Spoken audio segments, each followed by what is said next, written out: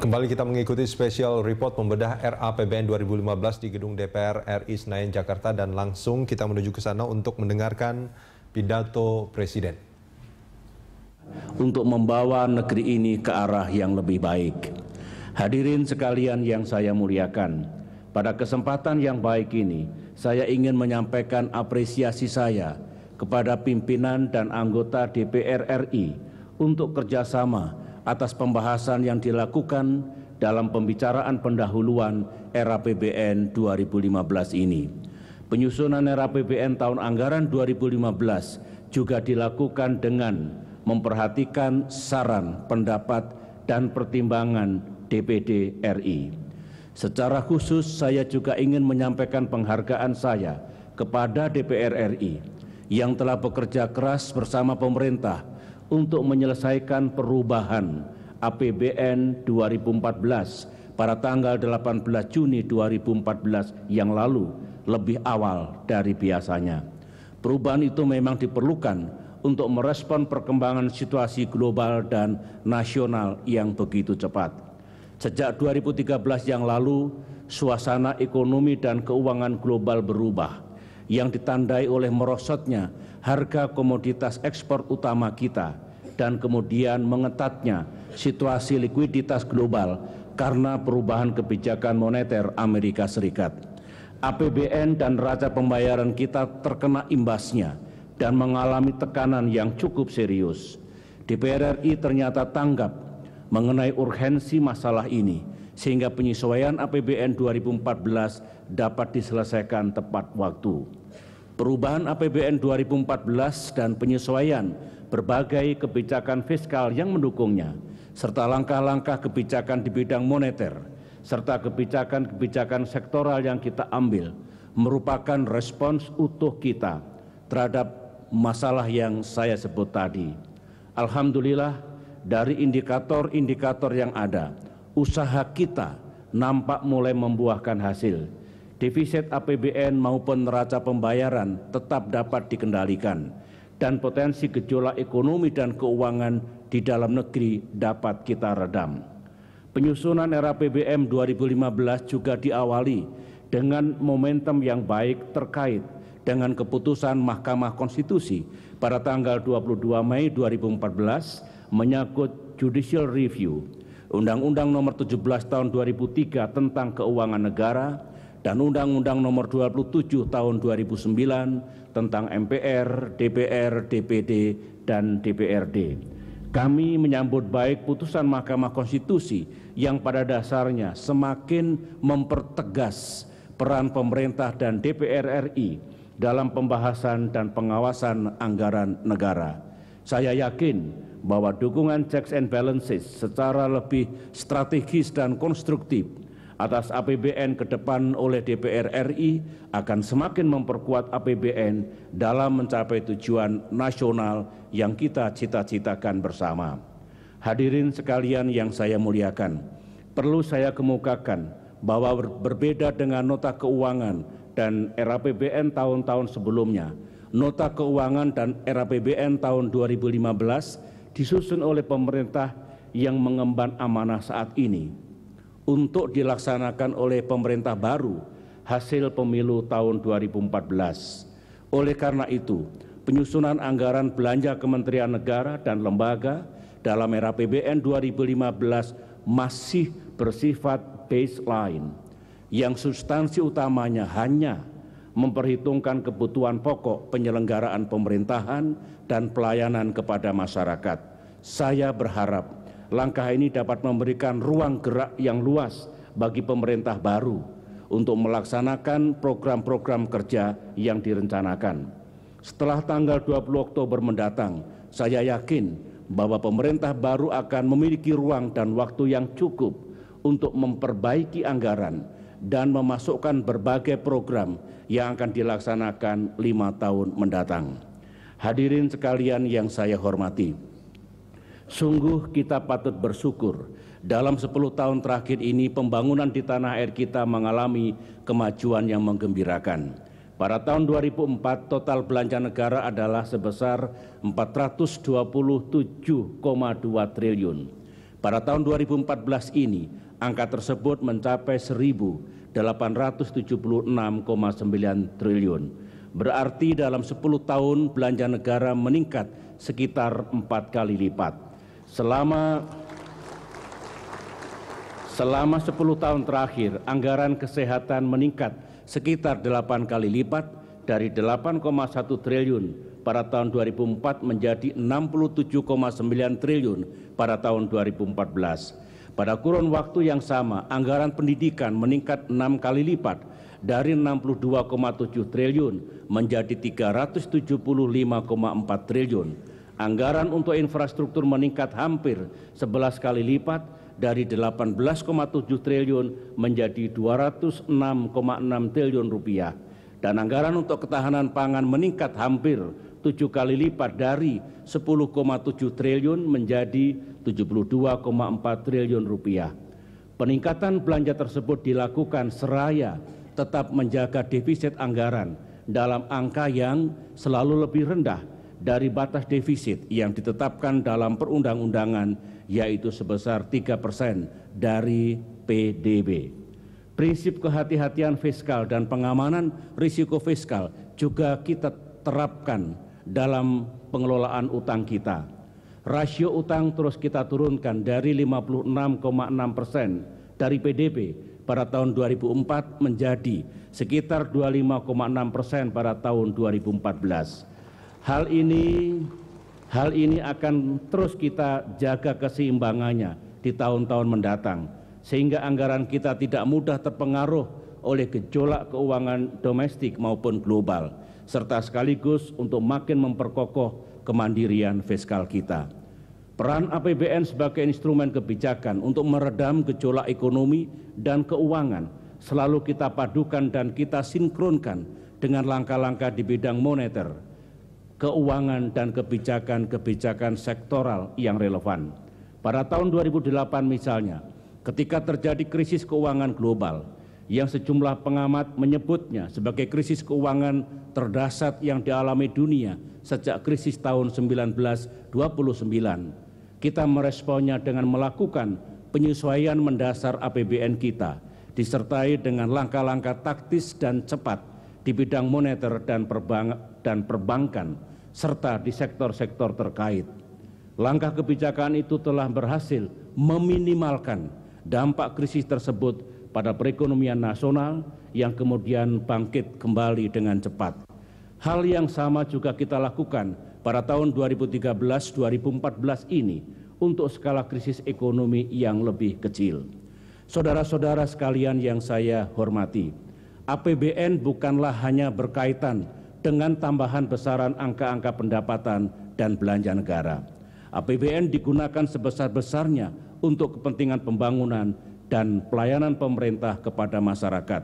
Dalam 10 tahun terakhir, sekalipun tantangan yang kita hadapi tidak ringan seperti krisis ekonomi global dan bencana alam di dalam negeri yang tak kunjung henti, pembangunan nasional Indonesia tetap dapat kita jalankan dan optimalkan dengan segenap semangat, kekuatan, dan sumber daya yang ada.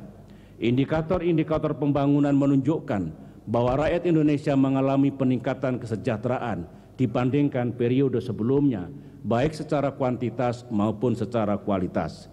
Pertumbuhan ekonomi Indonesia meningkat menjadi 5% pada tahun 2004 dan terjaga pada kisaran rata 5,8% dalam periode 2005-2013. Tak hanya itu, tahun 2014 Bank Dunia mengumumkan bahwa Indonesia termasuk dalam 10 besar ekonomi dunia berdasarkan metode perhitungan Purchasing Power Parity. Hal ini adalah sesuatu yang sangat membanggakan dan menunjukkan bahwa pembangunan ekonomi Indonesia sudah berada dalam jalur yang benar. Kedepan Indonesia memiliki potensi yang amat besar untuk menjadi pelaku penting dalam perekonomian dunia. Pertumbuhan ekonomi kita tidak hanya cukup tinggi, namun juga semakin inklusif dan berkualitas. Pertumbuhan kualitas manusia Indonesia yang tercermin dalam Human Development Index meningkat dari 0,640 pada tahun 2005 menjadi 0,684 pada tahun 2013 sesuai data UNDP dalam Human Development Report 2014. Rata-rata pendapatan per kapita rakyat Indonesia pada tahun 2004 adalah sebesar $1.161 Amerika Serikat, dan kemudian selama 9 tahun meningkat rata-rata 13% per tahun, sehingga pada tahun 2013 yang lalu mencapai $3.475 Amerika Serikat. Angka ini berdasarkan data indikator ekonomi Bank Dunia, World Bank. Kenaikan pendapatan per kapita ini juga menjadi tolok ukur peningkatan kemakmuran rakyat Indonesia secara umum. Peningkatan kesejahteraan tersebut juga berdampak pada penurunan angka kemiskinan Indonesia menjadi sekitar 11,25% pada bulan Maret 2014 dari 16% di tahun 2005. Hal itu juga diikuti dengan penurunan pengangguran terbuka yang hampir setengahnya dalam kurun waktu yang sama. Pada tahun 2005, angka pengangguran terbuka masih sebesar 11,2%. Dengan kerja keras dan komitmen yang kuat dari kita semua, angka tersebut berhasil diturunkan menjadi 5,7% pada bulan Februari 2014. Pada penghujung tahun 2013, pemerintah juga telah meresmikan Sistem Jaminan Sosial Nasional (SJSN) melalui terbentuknya 2 badan penyelenggara jaminan sosial atau BPJS, yaitu BPJS Kesehatan dan BPJS Ketenagakerjaan. Melalui kedua program ini, pemerintah memberikan jaminan bagi seluruh rakyat Indonesia untuk mengakses fasilitas kesehatan dan memberikan perlindungan bagi tenaga kerja. BPJS Ketenagakerjaan sendiri akan mulai berjalan pada tahun 2015 mendatang. Hadirin yang saya hormati, walaupun telah banyak yang kita capai, kita harus mengakui bahwa sejumlah sasaran pembangunan belum sepenuhnya dapat dipenuhi. Sejumlah keadaan belum dapat kita perbaiki secara signifikan. Hal ini antara lain disebabkan oleh terdapatnya berbagai permasalahan dan tantangan, baik internal maupun eksternal. Sebagai dampak dari melambatnya perekonomian global, pertumbuhan ekonomi di sebagian besar negara emerging economies, termasuk Indonesia, mulai menunjukkan perlambatan pada tahun 2013. Selain itu, kebijakan pengurangan stimulus moneter atau tapering off oleh Bank Sentral Amerika Serikat mengakibatkan gejolak yang amat tajam di sektor keuangan di banyak negara emerging economies, termasuk India, Turki, Brazil, Afrika Selatan, dan juga Indonesia. Tekanan terhadap perekonomian Indonesia tercermin pada tekanan dalam defisit transaksi berjalan dan gejolak di sektor keuangan. Akibatnya, nilai tukar rupiah mengalami tekanan yang cukup besar, sebagaimana yang kita rasakan dalam beberapa waktu terakhir. Untuk mengembalikan stabilitas ekonomi makro, pemerintah bersama-sama Bank Indonesia dan Otoritas Jasa Keuangan atau OJK telah mengambil langkah-langkah strategis dalam menjaga stabilitas perekonomian nasional melalui paket kebijakan ekonomi yang terkoordinasi baik dari sisi fiskal, moneter, dan sektor keuangan maupun sektor real. Dalam waktu yang relatif singkat, defisit transaksi berjalan berhasil diturunkan dari 10 miliar dolar Amerika Serikat pada triwulan kedua 2013 menjadi 4 miliar dolar Amerika Serikat pada triwulan keempat 2013. Dengan langkah-langkah ini, gejolak di sektor keuangan relatif dapat diredam. Walaupun terjadi perlambatan pertumbuhan ekonomi, perlu dicatat bahwa dengan pertumbuhan 5,8% dalam tahun 2013, Indonesia tetap mampu menempatkan dirinya sebagai negara dengan pertumbuhan tertinggi kedua di antara negara-negara G20. Untuk itu saya ingin menyampaikan apresiasi saya kepada semua pihak, termasuk DPR RI, jajaran pemerintah daerah, dunia usaha, dan media yang telah bekerja sama sehingga kita mampu mengatasi gejolak di tahun 2013 yang lalu. Harus diakui, dengan langkah-langkah yang diambil pemerintah dan Bank Indonesia, untuk sementara pertumbuhan ekonomi mengalami perlambatan. Namun demikian, perlambatan sementara ini pada akhirnya akan mendorong pertumbuhan ekonomi yang lebih kokoh dan berkelanjutan di masa depan. Dengan langkah ini, pemerintahan baru akan memiliki fondasi yang lebih kuat untuk pertumbuhan ekonomi yang lebih tinggi di tahun-tahun mendatang. Saya ulangi, di tahun-tahun mendatang. Kita ketahui bersama, gejolak ekonomi dan perlambatan ekonomi global terus berlanjut di tahun 2014 ini. Ditambah lagi dengan ketidakpastian geopolitik di berbagai belahan dunia yang telah menimbulkan berbagai ketidakpastian. Akibatnya, dalam paruh pertama tahun 2014, pertumbuhan ekonomi Indonesia melambat menjadi 5,2%. Dengan kondisi perekonomian dunia seperti ini, saya ingin mengingatkan bahwa tantangan ke depan terus terang tidaklah mudah, bahkan mungkin akan lebih berat dibandingkan sebelumnya. Perlambatan pertumbuhan ekonomi tersebut sudah barang tentu berdampak pada pencapaian sasaran pembangunan yang lain, yaitu tingkat kemiskinan. Memang, seperti yang saya sampaikan sebelumnya, kita telah berhasil menurunkan tingkat kemiskinan, namun penurunan tersebut tidak bisa secepat yang direncanakan.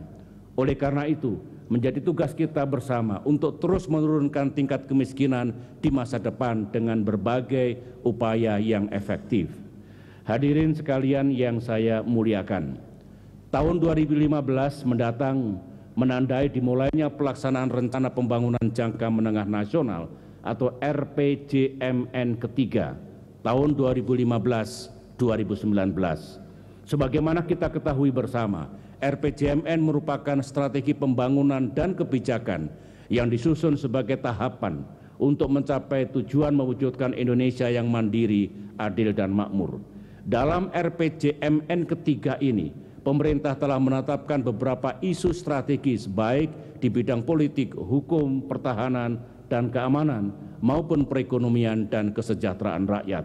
Penanganan isu-isu strategis ditempuh melalui program kerja tahunan yang tertuang dalam Rencana Kerja Pemerintah atau RKP yang pada tahun 2015 mengangkat tema melanjutkan reformasi pembangunan, percepatan pembangunan ekonomi yang Sejalan dengan tema RKP tahun 2015,